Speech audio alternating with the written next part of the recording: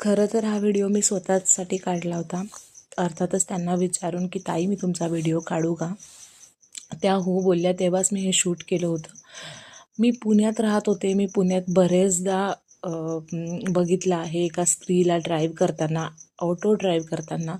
पण अकोल्यासारख्या छोट्या सिटीमध्ये मी पहिल्यांदा बघितलं असं ड्राईव्ह करताना एका लेडीला, एका स्त्रीला. मला खरंच खूप आश्चर्य झाले मी बघून की आमच्या अकोल्यात पण असं काहीतरी होतं आहे.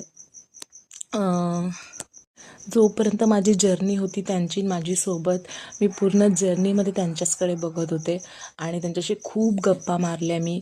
मी त्यांना विचारलं की तुम्ही हे डिसिजन का घेतलं? तेव्हा त्यांनी त्यांची लाईफ स्टोरी मला सांगितली. अर्थातच मी ते शेअर नाही करू शकत ती. आणि तुमच्यापर्यंत हा व्हिडिओ याच्यासाठी शेअर करत आहे की एक आई आपल्या मुलांसाठी काहीही करू शकते, काहीही.